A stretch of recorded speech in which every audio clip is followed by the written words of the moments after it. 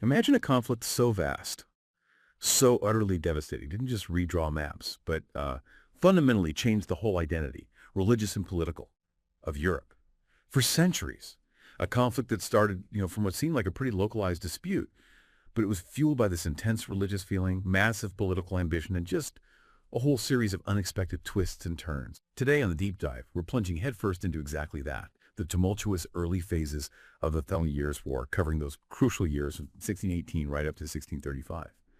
Yeah, this deep dive is built on some fascinating material that really unpacks this first incredibly brutal and absolutely pivotal period. Our mission today, to cut through the immense complexity, to pull out the key bits of knowledge that show how. How did a revolt in Bohemia spiral into this continent-wide catastrophe? How did it pull in the major powers one by one like these unstoppable tragic dominoes? We really want you to walk away from this with a sense of not just what happened, but why it mattered. How these seemingly small choices had such huge continent-spanning consequences. And that's a really crucial point because, yeah, the sheer scale, all the interwoven threads, it can feel, well, overwhelming. But as we go through it, you'll actually start to see these distinct patterns emerge. You'll notice the constant interplay, often contradictory, between real religious belief and cold, hard dynastic ambition. We'll track the alliances shifting constantly, sometimes bewilderingly so, and we'll look closely at the leaders, the key individuals, and yeah, their flaws too. They played such a critical role. In many ways, this whole early period is just a masterclass in unintended consequences. It seems like almost every action, no matter how strategic or even morally justified it felt at the time, just rippled outwards, made things worse before they ever got better. It's a period that really hammers home the profound human cost of this kind of long, drawn-out conflict. So let's rewind right back to the beginning. To a man whose unwavering faith and uncompromising political will really set the stage for all this unimaginable conflict, Ferdinand II. The picture we get is stark, isn't it? His commitment to Catholicism defines his early actions. It's crystal clear. Oh, absolutely. His resolve was, as you say, total. Ferdinand famously declared he'd rather see his lands completely destroyed, like overrun by wild animals, than tolerate heresy. And this wasn't just talk. He'd already shown his hand in Styria, a region he controlled from 1595. In less than 18 months there, he just systematically wiped out Protestantism, kicked out pastors, teachers, burned books, even forced nobles to convert or leave. This was a man who did not mess around when it came to his faith. So this extreme stance, applied so ruthlessly, it sent a very clear message across the empire. It set the bar incredibly high and incredibly uncompromisingly for the conflict to come. And it's fascinating, isn't it, how even his closest allies, the Spanish Habsburgs, saw the dangers in his approach. They were deeply involved in their own war in the Netherlands, trying not to provoke other Protestants, but they still felt they had to back Ferdinand. They definitely saw the dangers associated with Ferdinand's fervent Catholicism. They understood his methods could easily spark wider trouble. But, strategic considerations, dynastic ties, and honestly, a lack of other good options within the Habsburg family to keep their influence, it meant they backed him anyway. It really shows how deep that religious divide was, but also how tangled up it became with raw power politics. Dynastic survival trumped caution. Precisely. Their support was, well, strategic necessity, more than full agreement with his methods. The Spanish knew Ferdinand's absolutist ways could ignite a wider European war. But the family links, the shared Catholic identity, and just the overriding importance of keeping a Catholic Habsburg on the imperial throne, it outweighed their concerns. It set a critical precedent, really. External powers prioritizing their own long-term strategic goals, even if it meant propping up someone whose actions were bound to destabilize the whole fragile setup of the Holy Roman Empire. So we have this figure who doesn't just talk about his faith, he walks the walk, uncompromisingly. And when someone like that becomes king of Bohemia, a kingdom with a strong Protestant history, cherished religious freedoms, you can practically feel the tension crackling. It was bound to explode. And explode it did, in perhaps one of the most, dramatic and visceral opening scenes of any war, the Defenestration of Prague. Okay, so Ferdinand gets elected King of Bohemia in May 1617, and at first he tries to smooth things over, right? He reconfirms their Protestant religious freedoms, the Letter of Majesty. Yeah, but his track record in Styria cast this really long, ominous shadow. The Bohemian Protestants were deeply suspicious from day one, and those suspicions just ramped up when legal disputes over property, especially involving church lands, kept going in favor of the Catholic Church. It seemed to confirm their worst fears about his real agenda. Which leads us to May 1618. Exactly. What's truly fascinating is how symbolic yet how utterly physical this act was. On May 23rd, 1618, a group of Protestant nobles, led by the fiery Count Thurn, confronted Ferdinand's two Catholic regents, Levada and Borzita, and their secretary, Philip Fabricius, right there in Prague Castle. And in what became known as the Third Defenestration of Prague, because amazingly this had happened twice before in their history, kind of a tradition of dramatic protest, they literally dragged these three guys to a window and threw them out. Threw them out. How high up? About 70 feet, apparently, down into the castle moat. But here's the kicker, the bit that got instantly politicized. All three survived. They landed in a huge pile of refuse, or dung, depending on who's telling the story. Bruised, humiliated, but alive. They literally threw them out from a castle window. Well, that's more than just a strong statement. That's an outright declaration of rebellion. It was completely unambiguous. A total rejection of Ferdinand's authority as king. A clear sign. We're at war. And of course, for Catholics everywhere, their survival was immediately spun as divine intervention. God's favor was clearly on their side, right? Which just poured fuel on the religious fire. For the Protestants, it was the first necessary step to reclaim their rights against what they saw as tyranny. So this single visceral act just instantly escalated everything, made any peaceful outcome incredibly difficult, maybe impossible, from that moment on. Okay, so they've literally thrown royal officials out the window. A pretty undeniable opening shot. What happened next? How did those dominoes start to fall across the region? Well, the fallout was immediate, and it spread fast.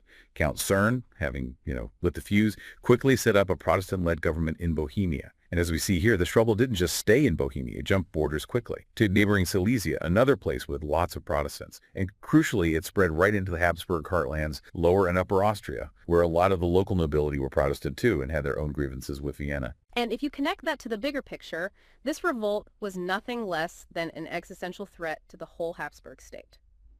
Losing Bohemia wasn't just about losing a key vote for electing the emperor, though that was huge. Bohemia was one of the wealthiest, most populous parts of the whole empire, a vital source of money, manpower, strategic depth. Regaining control was absolutely essential for the Austrian Habsburgs, but, and this is key, they suffered from this chronic financial weakness. Their treasury was often empty from past wars, so they were immediately dependent on outside help, specifically from their staunch Catholic ally, Maximilian of Bavaria, who had the well-funded Catholic League army, and, crucially, from their cousins in Spain. Their financial fragility meant this couldn't stay local. It immediately required external support, pulling in powers like Spain and, by extension, their rivals, the Dutch. Which really raises that fundamental question, doesn't it? How much was this a German conflict initially versus just a pre-existing European power struggle waiting for a spark? It certainly seems like that wider European struggle was already simmering. Yeah, Bohemia just provided the flashpoint.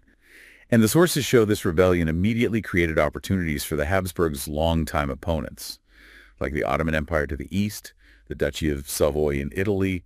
Both had ambitions at Habsburg expense. We also see Frederick Sifter, the Elector Palatine, a big Calvinist prince, and Charles Emmanuel I of Savoy actively funding a mercenary army under the notorious Ernst von Mansfeld to help the Bohemian rebels. So the stage is rapidly being set for a much bigger drama, far beyond just Bohemia. And then the plot thickens even more. A really critical decision for one of the main players, Frederick the Palatinate himself. Attempts by Maximilian of Bavaria and John George of Saxony, both powerful German princes, to try and broker some kind of peace, failed completely. And things got worse when Emperor Matthias died in March 1619. His authority, even though he was old, was seen as vital for stability. Without him, the situation just deteriorated fast. Well, by mid-June 1619, Thurn's Bohemian army was literally camped outside the gates of Vienna, threatening the very heart of Habsburg power. That sent shockwaves across the empire. Even a defeat Mansfeld suffered around the same time couldn't really reverse Ferdinand's worsening position. And it wasn't just a German problem anymore, as you said. Not at all. The conflict was spreading. Gabriel Bethlen, the Calvinist Prince of Transylvania, invaded Hungary. He had Ottoman support, though the Ottomans themselves mostly stayed out directly, for now they had their own wars with Poland and Persia. But the threat on the eastern flank was real, diverted Habsburg resources. Amidst all this, on August 19th, the Bohemian estates formally kicked Ferdinand out as their king. A week later, they offered the crown to Frederick V, the Elector Palatine. And then just 2 days after that, August 28th, Ferdinand gets himself elected Holy Roman Emperor. Wow. So if Frederick accepts the Bohemian crown now, he's directly challenging the brand new emperor. War becomes absolutely certain. Exactly. It transforms a regional rebellion into an imperial showdown. This is a truly pivotal moment, isn't it? A real what-if. Frederick's acceptance, against so much advice, basically took the conflict national, elevated it from a rebellion to a dynastic challenge to the empire itself. It was a huge gamble. A massive gamble, and most of Frederick's advisors knew it. His own father-in-law, King James I of England, even the Duke of Savoy, who'd initially backed him. They all strongly urged him to refuse. They saw the immense risk, challenging the new emperor, drawing the full fury of the Habsburg. But not everyone advised against it. No, there are exceptions. Figures like Christian of Anhalt, a key advisor, and Maurice of Orange, the leader of the Dutch Republic. They saw conflict in Germany as strategically useful, a way to divert Spanish resources and attention away from the Netherlands, where their own war, the 80 Years' War, was about to restart after a truce. So the Dutch helped him. Oh yes. They provided significant subsidies, helped arrange loans, supplied weapons to Frederick and his allies in the Protestant Union, but wider European support. It just didn't materialize beyond these strategic players. Most rulers were hesitant about openly supporting the removal of a legally elected monarch, regardless of religion. So Frederick, despite some key backing, found himself pretty isolated against the combined might of the Habsburgs and the Catholic League, a very dangerous spot to be in. And as we're about to see, enthusiasm, even with foreign cash, doesn't always win wars, especially against such determined opposition. So Frederick, maybe blinded by ambition, maybe just misjudging the situation, accepts the Bohemian crown. He enters Prague in October 1619, the Winter King, a title that would soon become tragically accurate. But his support, already shaky, just evaporates over the next few months. By July 1620, the Protestant Union, the alliance of German Protestant states, supposed to be his main support, declared neutrality, basically abandoned him. And then Saxony twists the knife. Exactly. John George of Saxony, a powerful Lutheran prince, makes this deeply cynical, opportunistic move. He backs Ferdinand, but only in return for getting Lusatia, a valuable territory next to Bohemia, and a guarantee for Lutheran rights within Bohemia itself. Ouch. So much for Protestant solidarity. Yeah, political pragmatism definitely trumped religious unity there. With Saxony neutralized, even supportive, Maximilian of Bavaria, Ferdinand's staunchest ally, fully bankrolled a combined Imperial Catholic League army. This is a formidable force, led by the brilliant, ruthless Count Tilly and the equally capable Charles of Bucquoy. They first systematically crushed the Protestant uprisings in Upper and Lower Austria. Then they moved into Western Bohemia, tightening the noose around Prague, and finally, in early November 1620, they marched on the capital itself. And this leads to the decisive moment, the Battle of White Mountain. Right outside Prague, November 8th, 1620. The Bohemian army, frankly, was ill-equipped, poorly led. Tilly's seasoned troops just crushed them. In little more than an hour, it was over. And Frederick, his dream shattered, had to flee the country, narrowly escaped being captured, and earned that poignant nickname, the Winter King, for his brief, doomed reign. So just like that, the Bohemian Revolt, the spark that lit the fire, is seemingly crushed. Seemingly. But here's where it gets really interesting and kind of paradoxical. The very methods used to win this quick victory, the shifting alliances, the cynical deals with Saxony, and crucially the massive rewards given to Maximilian, they actually sowed the seeds for the next phase of the war. They ensured it couldn't just end there. Ow. Well, this quick victory for Ferdinand, while solving the immediate Bohemian problem, inadvertently created a whole bunch of new, deeper issues. The land and political power given to Maximilian of Bavaria, the promise of the Palatinate's electoral vote and its territories, and the concessions to Saxony. They completely upset the delicate power balance within the empire. It created clear winners and losers far beyond Bohemia. It drew in other German princes who now felt their own lands, their own traditional rights, were deeply threatened by this imperial power grab. So while the Habsburgs might have thought they'd put out the fire, they were actually just fanning embers that would soon ignite much larger blazes across the empire. It set the stage for decades more conflict. It fundamentally changed the internal politics of the Holy Roman Empire. So Act 1 ends with a decisive Habsburg win. A crushed rebellion, a king on the run. But if you think that means the war is over, well, you haven't been paying attention to European history. Because what happens next drags this conflict way beyond Bohemia, pulling in even bigger players and making it a truly continental struggle. As we discussed, a lot of German princes had hoped, maybe naively, that by dishing Frederick and staying neutral, the war could be kept just to Bohemia. That hope was completely misplaced. After White Mountain, it became brutally clear. Maximilian of Bavaria's ambitions, fully backed by Ferdinand, meant there was no chance of containing this thing. Absolutely. And what's fascinating is how Ferdinand, just by rewarding his most crucial ally, Maximilian, unintentionally made the conflict deeper and longer. Remember that October 1619 Treaty of Munich? That pact echoed through the war. Ferdinand didn't just promise Maximilian the Palatinate's electoral vote, which was a huge shift of power and prestige in the empire, giving Bavaria a permanent leg up. He also let Maximilian annex the Upper Palatinate entirely. And that electoral vote, just remind us why that was such a big deal. It was one of only 7 votes that chose the Holy Roman Emperor. Immense power, immense influence. Taking it from one prince and giving it to another, that was radical. And ironically, many Protestants had initially backed Ferdinand against Frederick's removal, not because they liked Ferdinand, but because they respected the idea of a legally elected ruler, even a Catholic one. Now, they were furious about Frederick being stripped of his lands and vote on exactly the same grounds that it was illegal, arbitrary. And for the Catholics? For Catholics, it looked like a golden opportunity, a chance to get back lands and properties lost since the Peace of Augsburg in 1555, which was supposed to have settled things. So this mix of dynastic power grabs and religious reclamation, it destabilized huge parts of the empire. It shows perfectly how internal rewards, meant to secure loyalty, could actually fuel massive external opposition and create whole new reasons to keep fighting. So Frederick loses everything. Crown, lands, vote. It's a total disaster for him. But this isn't just about the Palatinate anymore, is it? This is where Spain, already involved, gets pulled in even deeper. Indeed. Spain wasn't just drawn in by family ties to the Habsburgs. They had vital strategic interests that existed long before Bohemia kicked off. The Spanish Road, this critical military corridor they used for their decades-long war in the Netherlands, ran right through the Palatinate. And this wasn't just a road, right? It was more complex. Oh, much more. It was a whole network. Garrisons, supply depots, carefully planned routes moving troops, money, supplies from Spanish Italy through friendly territories straight to their armies fighting the Dutch. Its strategic importance was immense. Spain simply couldn't afford for it to become unstable. So an army under Cordoba, one of Spinola's commanders, quickly occupied the Lower Palatinate in October 1619, secured that vital artery.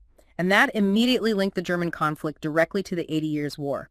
2 separate conflicts suddenly became intertwined. Meanwhile, across the Channel, James V of England, Frederick's father-in-law, felt he had to do something, even if reluctantly. He sends naval forces against Spanish colonies, even threatens war if Spain doesn't pull troops out of the Palatinate by spring 1621. But this was mostly for show.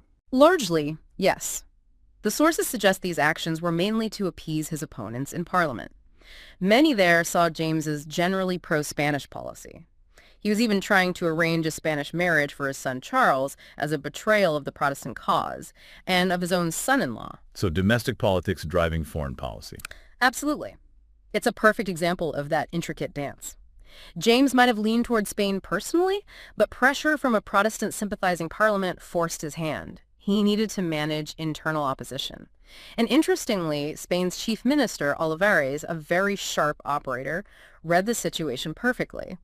He saw James's threats not as real hostility, but as an opening, an invitation to negotiate a possible Anglo-Spanish alliance, maybe dangling the restoration of Frederick in the Rhineland as a bargaining chip for England. So everyone's playing their own game, multiple agendas swirling around. Exactly.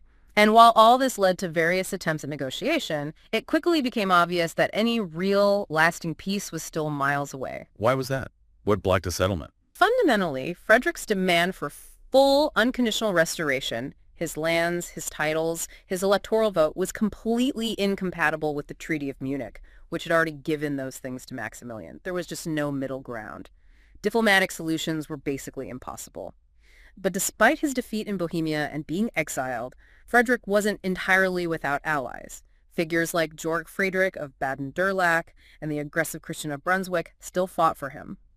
Plus, the Dutch, with the 80 Years' War restarting in April 1621 after a truce, gave him renewed military support.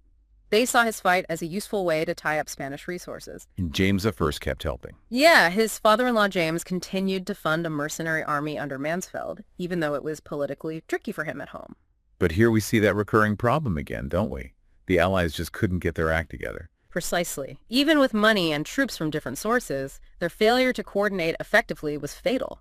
It led to this string of devastating defeats against the much more unified Spanish and Catholic League forces. We see it at Wimpfen in May 1622, Mansfeld and Baden crushed, again at Höchst in June. By November 1622, the Spanish and Imperials controlled pretty much the entire Palatinate. Except for one holdout. Right, the fortress town of Frankenthal, held by a small, isolated English garrison under Sir Horace Vere, but that was it. It really hammers home that lesson, doesn't it? Yeah. Resources aren't enough. You need coordination, a unified strategy. Absolutely paramount. Mansfeld's scattered forces eventually ended up seeking refuge with the Dutch. Frederick himself spent most of the rest of his life in exile in The Hague, dying in 1632, a deposed and probably quite bitter man. The Allies' inability to work together meant they just couldn't stop the Catholic League and Spanish momentum. So the Palatinate is effectively lost. Frederick is out of the picture, militarily speaking, but the war, it's far from over. In fact, this period just cements its international character, pulls in more players, makes it bigger. Definitely. At an imperial diet meeting in Regensburg, February 1623, Ferdinand, feeling confident after his wins, really pushed his advantage.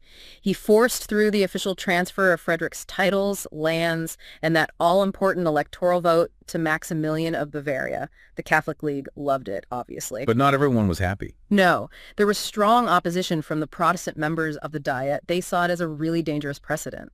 Even the Spanish, Ferdinand's allies, had reservations. They could see this might cause wider problems. And connecting this to the bigger picture, what were the consequences of Ferdinand doing this? Well, while it secured immediate gains for his key allies and seemed to consolidate his power, it created this deep, festering wound within the empire. By acting unilaterally, changing the imperial constitution by decree, taking that electoral vote. He didn't just alienate his Protestant enemies, he also worried some of his Catholic allies who valued the traditional imperial laws and princely rights. And Frankenthal finally fell. Yes. James I, seeing it was hopeless and under pressure at home, told Vere to surrender Frankenthal in March 1623. Tilly's victory over Christian of Brunswick at Stadtlohn in August basically ended all organized resistance in the Palatinate. But the clear involvement of Spain and the Dutch in that whole campaign and the implications for the wider European power balance, that was a huge step in internationalizing the war. It wasn't just about German issues anymore. Plus, Frederick's removal, the way it was done, it pushed other powerful Protestant princes who'd maybe stayed on the fence to start seriously talking about armed resistance. They needed to protect their own rights, their own lands against what looked like an increasingly absolutist emperor. Princes like Saxony and Brandenburg started getting nervous. Exactly. Ferdinand's unilateral power grab, overriding traditional imperial liberties, made them reassess their neutrality. They started thinking, could we be next? So the Habsburgs seemed to be riding high. Victory after victory, consolidating power. But every action provokes a reaction. And this time the reaction comes from the north. A surprising new player enters the game, ready to challenge imperial dominance. Okay, let's unpack this next phase. We saw powerful states like Saxony and Brandenburg trying to stay neutral earlier on in Bohemia and the Palatinate. They were wary, but not directly fighting. But Frederick's deposition in 1623, that really changed the calculation for them. John George of Saxony, George William of Brandenburg, they got seriously concerned, and rightly so. They feared Ferdinand planned to reclaim old Catholic bishoprics and church lands currently held by Protestants, lands vital to their own state's power and finances. And those fears looked terrifyingly real when Tilly, Ferdinand's general, actually restored the Roman Catholic Diocese of Halberstadt in early 1625. That wasn't some abstract threat anymore. It was happening right on their doorstep, a direct challenge to their authority. And that's the cue for Christian V of Denmark to step in. He presents himself as the Protestant champion, but there's more to it than just religion, isn't there? Oh, much more. As Duke of Holstein, he was already a prince of the Holy Roman Empire, a member of the Lower Saxon Circle, that regional group responsible for defense and taxes. So he had a direct stake in German affairs. But it wasn't just faith or imperial politics driving him. It was also about cold, hard cash and regional power. The Danish economy thrived on bulk trade, and especially on the tolls from ships passing through the Øresund Strait that brought in massive revenue. And he was expanding his influence. Yeah, he'd already pressured Hamburg into accepting Danish supervision in 1621. His son Frederick became administrator of important bishoprics, Lübeck, Bremen, Verden. Controlling those gave Denmark effective control over the Elbe and Weser rivers' vital trade routes deep into Germany. So it's this classic mix we keep seeing. Religious solidarity mixed with geopolitical self-interest. Exactly. Christian V likely had genuine sympathy for his fellow Protestants, especially facing Ferdinand's aggressive Catholic policies. But he also saw a clear chance to expand Danish power, secure his economic interests, boost his family's prestige. Controlling those waterways and territories hugely beneficial for Denmark. It would make him a dominant regional player. So yeah, he shared the Protestant fear of Ferdinand, especially after the Edict of Restitution later on, but his intervention was deeply tied to geopolitical and economic goals. Which raises that crucial question again. Would the other German princes actually welcome this?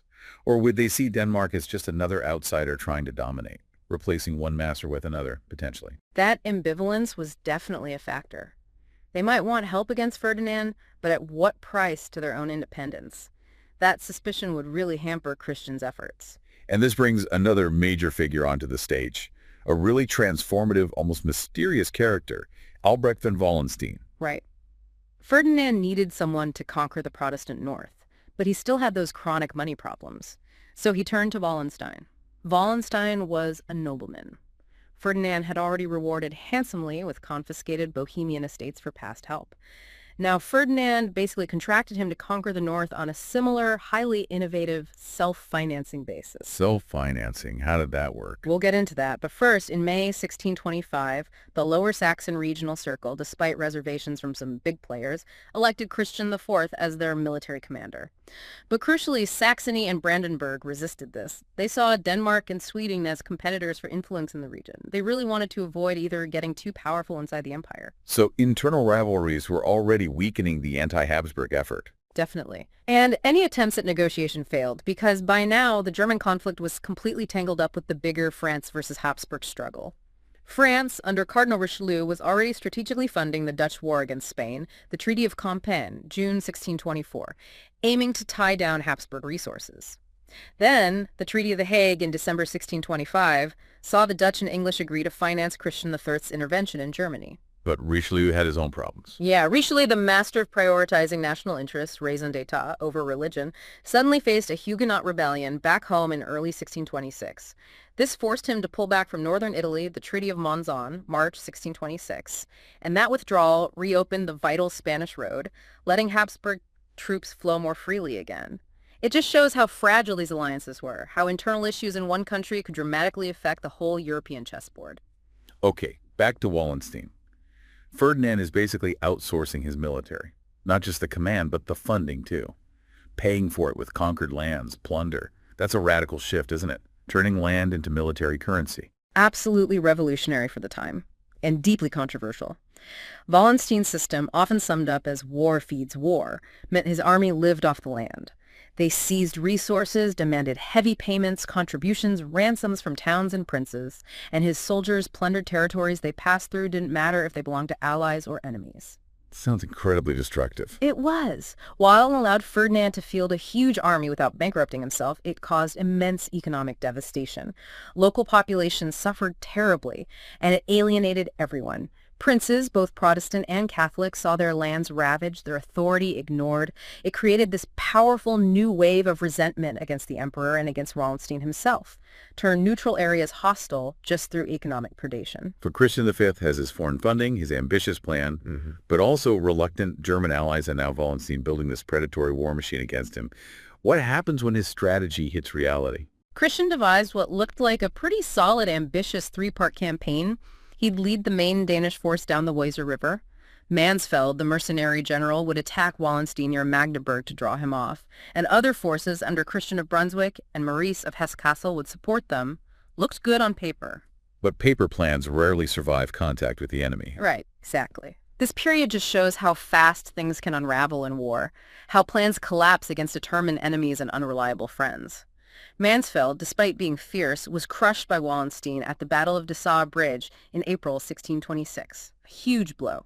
Maurice of Hesse-Kassel, who was supposed to help Mansfeld, he just refused, prioritized his own safety. Christian of Brunswick fell back after Mansfeld's defeat, then died of disease shortly after. Another key Protestant commander gone. And Christian IV himself. His main Danish army was comprehensively smashed at the Battle of Lutter in August 1626. A catastrophe. It basically shattered his army. Mansfeld's army, already struggling, just disintegrated after he also died of disease in November trying to reach Hungary. Wow. Just a total rapid collapse. Pretty much. Christian's grand plans were undone by a perfect storm. His allies, unreliability, and self-interest, the sheer effectiveness of Wallenstein's forces, now battle-hardened and well-supplied by plunder, and the simple failure of promised English and Dutch money to actually arrive in full or on time. Many German allies, like Hesse-Kassel and Saxony, quickly decided they didn't want Danish domination any more than imperial domination. Shared religion wasn't enough to overcome their own ambitions. Even foreign mercenaries couldn't save him. Charles I of England let Christian recruit up to 9,000 Scottish mercenaries. But they arrived slowly, piecemeal. They could slow Wallenstein down a bit, but they weren't enough to stop him or turn the tide. So with Christian's forces crumbling, Wallenstein goes on the offensive, and he eyes a prize that will, yet again, drag another major power into this mess. Yeah, by late 1627, Wallenstein had occupied huge areas of North Germany, Mecklenburg, Pomerania, even Christian's homeland of Jutland. And he wasn't stopping. He started planning something really ambitious, building a fleet. A Baltic navy to challenge Danish and, crucially, Swedish control of that vital sea trade. Spain liked that idea. Loved it. They saw it as a chance to open another front against the Dutch, attack them from the Baltic, divert their resources. So in May 1628, Wallenstein's deputy, von Arnim, besieged Stralsund, a major Baltic port. Why Stralsund specifically? Because it was the only port on that coast with the facilities big enough to build the kind of fleet Wallenstein was dreaming of. Its capture was key to his whole naval plan. But this direct threat to Baltic control immediately brought Sweden into the picture. Gustavus Adolphus, the King of Sweden, saw the danger instantly. So Sweden intervenes. Swiftly and decisively. He sent several thousand veteran Swedish and Scottish troops under Alexander Leslie to reinforce Stralsund, made Leslie the governor. Facing determined resistance and the prospect of full Swedish involvement, von Arnim had to give up the siege in August, a rare setback for Wallenstein. But just 3 weeks later, Christian IV suffered another crushing defeat at Wolgast. That really finished his campaign. He knew he had to negotiate. And Wallenstein was willing to talk, even after winning. Surprisingly, yes. Despite his victories, Wallenstein was anxious for peace. He could see full-scale Swedish intervention looming, and he knew that would be a much tougher fight than beating the Danes. So Denmark is well and truly on the ropes. Its power is broken. And Ferdinand is distracted elsewhere, in Italy, with the War of the Mantuan Succession. Seems like a chance for peace, finally. It seemed like it, but as we've seen over and over in this war, peace often just means rearranging the pieces for the next round. Right. So the Treaty of Lubeck, June 1629, what were the terms? With Ferdinand needing resources for the war in Italy, Wallenstein convinced him to be relatively lenient. Christian IV got to keep his ancestral lands, Schleswig and Holstein. But in return, he had to give up Bremen and Verden, those key bishoprics controlling the rivers. And critically, he had to abandon all support for the German Protestants. So Denmark kept some territory, but lost its influence. Exactly. The treaty effectively ended Denmark's time as the top Nordic power, a big blow to their prestige, though they held on to Schleswig-Holstein until the 19th century. But it fundamentally reordered the Northern European power balance. Okay, so if that treaty seemingly neutralized Denmark, why didn't the war end? Why did it actually get worse? That's the crucial question, isn't it? Why did this peace treaty fail so spectacularly? The answer lies in how Ferdinand and Wallenstein won. Ferdinand kept paying Wallenstein not from his own empty pockets, but by letting him keep confiscating estates, extorting huge ransoms, and letting his army plunder allies and enemies alike. This war feeds war system created massive resentment everywhere. And then in early 1628, Ferdinand did something incredibly provocative. What was that? He deposed the hereditary Duke of Mecklenburg, a Protestant prince, and simply appointed Wallenstein as the new duke in his place. Wow. Just gave him a whole duchy. Yes. A blatant assertion of imperial power, a shocking violation of traditional princely rights. And that act united virtually all German princes against him, regardless of religion. Even Catholics now feared for their own autonomy. It fundamentally shifted the conflict. It wasn't just about religion anymore, it was about imperial overreach, about defending German liberties. It created this powerful, unified opposition that just couldn't be ignored. So Wallenstein's predatory methods and Ferdinand's power grab kept the fires burning. But if that wasn't enough, Ferdinand then made a political move so tone-deaf, so destabilizing, it guaranteed the war would continue and bring in an even bigger player. Riding high on his successes, dangerously overconfident after neutralizing Denmark, Ferdinand issued the Edict of Restitution in March 1629. This was probably one of the biggest political blunders of the whole war. What did it actually do? It was a sweeping imperial decree. It unilaterally ordered that all church lands and properties taken from the Catholic Church since 1555, the Peace of Augsburg baseline, had to be returned immediately. 1555. Sure. That's nearly 75 years of changes being undone. Exactly. Politically, it was incredibly unwise, incredibly provocative. Implementing it would redraw almost every single state boundary in North and Central Germany. It also implicitly denied the existence of Calvinism as a legal faith. Augsburg only recognized Lutherans and aimed to restore Catholicism in huge areas where it hadn't been significant for generations. And he did this by decree. No negotiation. None. Ferdinand knew the affected princes would never agree, so he just used an imperial edict, asserting his right to change laws and maps without consultation. This massive new assault on German liberties guaranteed ongoing widespread opposition. It completely undermined his previous military gains and basically dared the Protestants to resist. And his Spanish allies weren't thrilled either. No, they were getting nervous. Their own finances were deteriorating. Remember the Dutch capturing their treasure fleet in 1628? That hurt. Plus, new fighting in Italy was draining resources. They were reluctant to antagonize the German Protestants any further, especially as their own war against the Dutch was starting to go badly for them. The Dutch, under Frederick Henry, were winning key victories like Hertogenbosch in 1629. So just when things might have calmed down after Denmark's defeat, Ferdinand throws this Edict of Restitution, like a Molotov cocktail, into the German political scene. Pretty much sums it up. And that, combined with some very careful strategic encouragement from France, swung the door wide open for a true military powerhouse.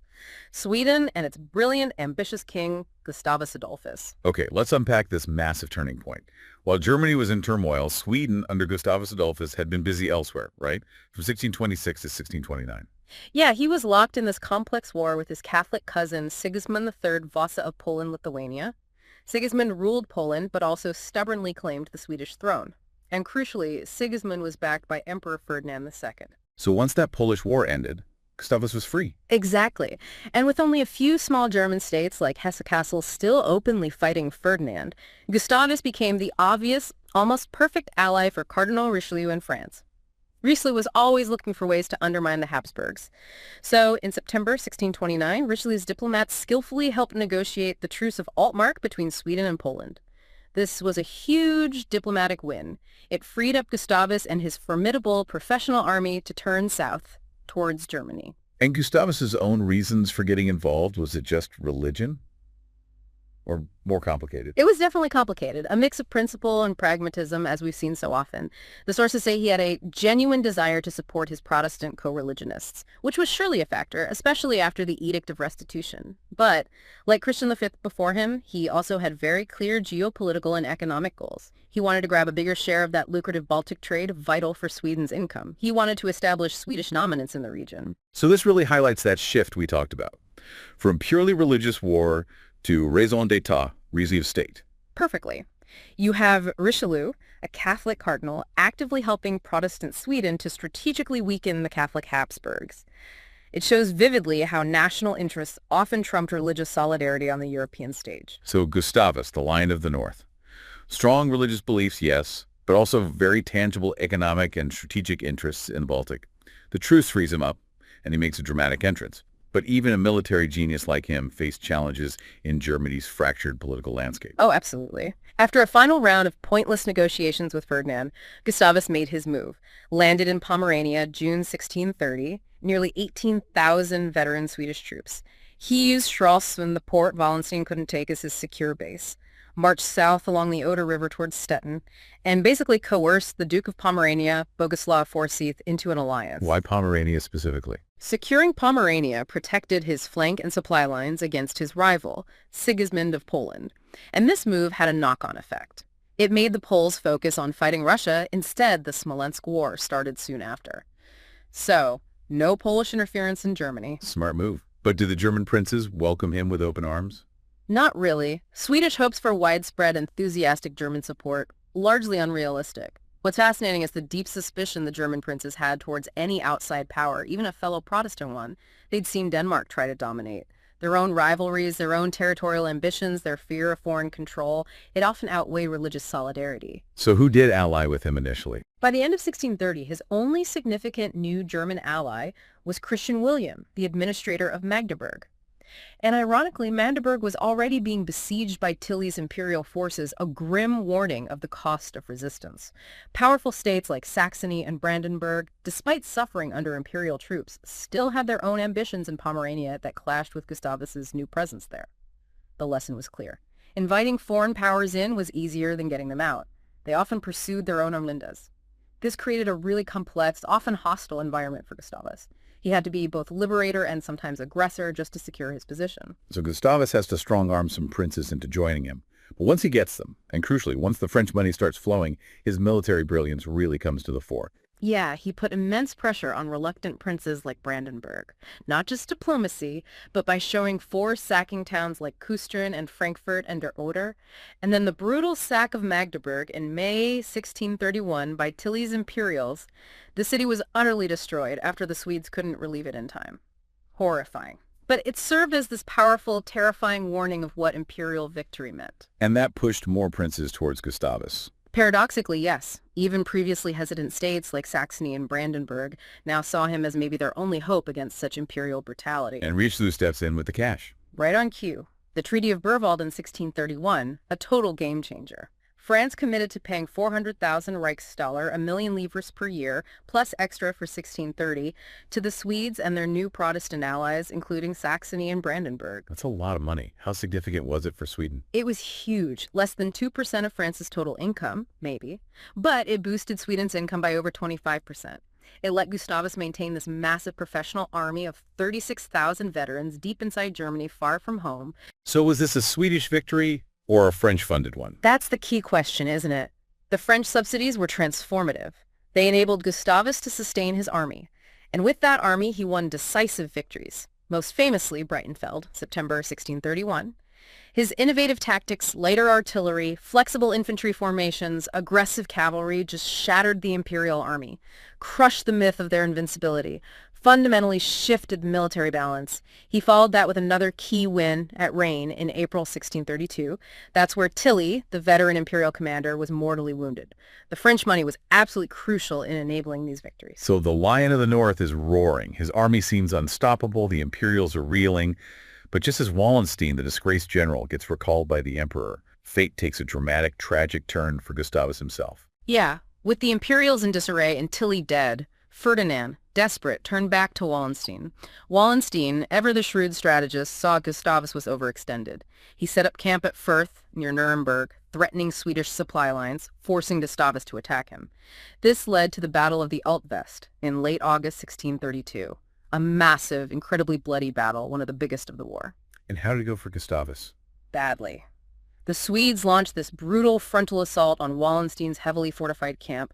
It was repulsed with heavy losses. It's often seen as Gustavus's biggest military blunder in Germany. Cost men, momentum, revealed a rare overconfidence. And then just 2 months later, Lutzen, November 1632. Another huge clash. The Swedes against Wallenstein's Imperials again.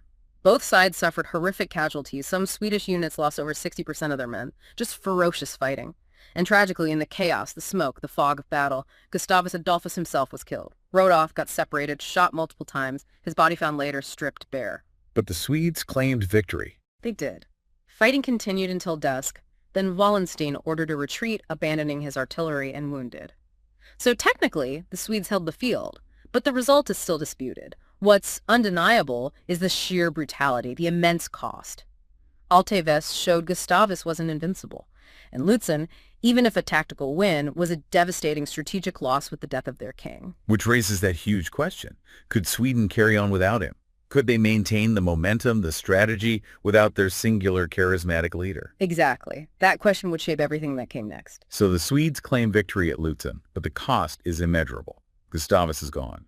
And this power vacuum leads to more intrigue, more instability, including the dramatic downfall of another central controversial figure, Wallenstein. After Gustavus's death, his chancellor, Axel Oxenstierna, brilliantly stepped up.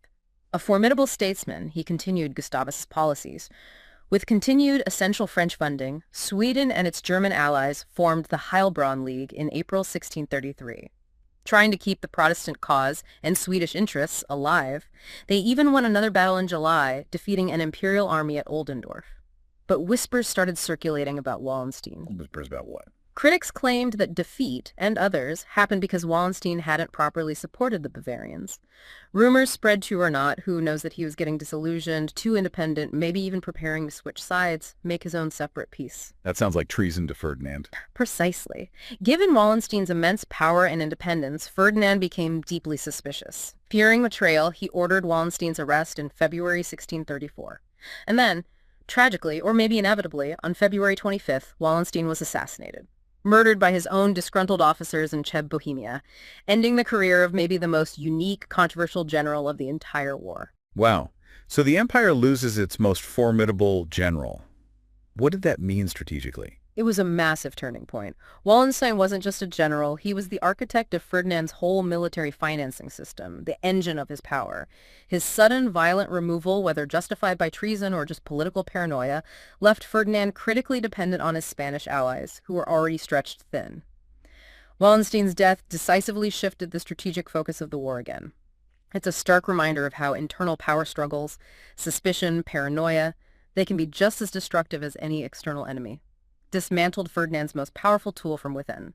So the empire loses its controversial genius general, and the war shifts focus again, leading to a truly decisive battle that completely reshapes the conflict. Once more. Exactly. Losing Wallenstein and his whole self-funding organization left Ferdinand incredibly vulnerable, utterly reliant on Spanish military muscle, and Spain's main goal now, reopen and secure the Spanish road for their war against the Dutch. So the war's focus shifted away from North Germany towards the Rhineland and Bavaria, key areas for that military corridor. Cardinal Infante Ferdinand of Austria, the new governor of the Spanish Netherlands, a capable commander himself, raised a powerful army of 18,000 in Italy, marched north, met up with an imperial force of 15,000 at Donwerth on September 2nd, 1634, ready to take on the Swedes and their remaining German allies. And 4 days later, Nördlingen, September 6th, 1634. A truly decisive, war-altering victory for the Spanish and Imperials. What's fascinating is how quickly Sweden's seemingly dominant position just shattered. Nördlingen was a complete catastrophe for the Swedes and their German allies. Their army was decimated, utterly destroyed Swedish military power in southern Germany, ended their ability to launch major offensives there. And the impact on their allies? Immediate and dramatic. Their remaining German allies, most notably Saxony, saw the writing on the wall. Their Swedish protector was crushed. Facing overwhelming Habsburg strength, they had little choice but to defect and seek a separate peace with the emperor. This battle just fundamentally reset the strategic map, undid years of Swedish gains, and it set the stage for the next phase even more brutal, even more explicitly international, with France about to step in directly with its own armies. It opened a whole new, devastating chapter. And with Nördlingen, this first major sprawling phase of this horrific conflict really comes to a close, at least for the Protestant cause in Germany. We've journeyed through so much. Fervent religious belief sparking rebellion, dynastic ambition spreading it like wildfire, the grand strategies of major powers rising and falling in this relentless cycle of violence. But what does it all mean for us, thinking about this vast, complex, tragic history? Well, we've seen this journey, haven't we? From that dramatic spark in Prague through the Palatinate conflict, the Danish intervention, the rise and fall of Sweden. What's really clear is how each phase, driven by different people with different, often conflicting motives, religion, politics, economics, just further entrenched the conflict, expanded it, made it harder and harder to stop. It became this tangled knot of grievances and ambitions. And the key takeaways. What patterns stand out from this period? Several crucial things emerge, I think. First, that incredibly complex, often contradictory mix of genuine religious conviction and cold, hard geopolitical self-interest.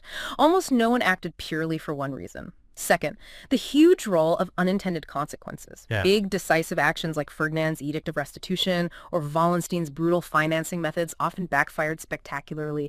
Alienated allies, united enemies fueled more resistance. Third, the shifting, unreliable nature of alliances, and just how challenging coordination was between powers with their own agendas, their own rivalries. Fourth, how internal weakness Habsburg finances. James I dealing with Parliament deeply influenced international strategy, often dictated what was even possible militarily. And finally, just the immense, relentless human cost of war, even for the winners, and how victory so often just led straight into the next, more destructive phase rather than any real peace. So, after looking at this early, brutal stretch of the 30 Years' War, you might be left wondering, when does a local conflict stop being local? At what point does one ruler's ambition or one power's strategic interest tip the scales so far that a continent-wide catastrophe becomes, well, not just possible, but inevitable? What lessons can we take from this about the danger of letting grievances fester, about the destructive nature of absolutism, and the often self-defeating pursuit of total, unconditional victory? Thank you for joining us for this deep dive into one of history's most fascinating, if often grim and cautionary chapters. We really encourage you to keep exploring these complex lessons on your own.